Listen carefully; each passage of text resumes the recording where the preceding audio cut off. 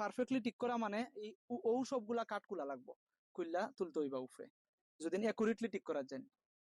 কারণ তারা তো অলরেডি আগর ই ড্রয়িং মোতাবেক কাজ করছেন না, তারা ওই যে নিচে থিকনেস দেখে ও থিকনেস অনুযায়ী উপরে দিলাইছেন, আর নিচের কাজও সেম ভুল হইয়া আইছে।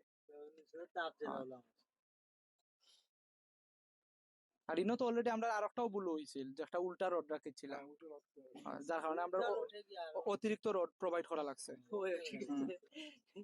অনেকে তো ড্রয়িং দিকে বিভিন্ন সময় কইন সিটি কর্পোরেশনে কিংবা ঢাকার রাজউকে একটা ড্রয়িং দিলে আপনি 5 তলার বিল্ডিং দেখে কইবা এগুলো তো লাগে 8 তলা দিলাইছে, মানে সাইজ বড় রড বেশি, এগুলো আসলে ভূমিকম্প প্রবণ করে তৈরি করা হয়েছে।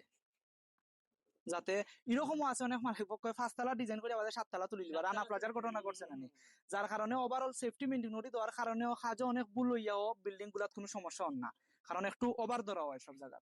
তো এই মুহূর্তে আপনারা এখন ওগুলো সমাধান করতে হইবা, ড্রয়িং এক সেট সম্পূর্ণ রাখতে হইবা, নাইলে বাদের বার ইয়া অনেক ভুল পাইলে কইবা ড্রয়িং নাই, নাই, কোনো ধরনের সমস্যা।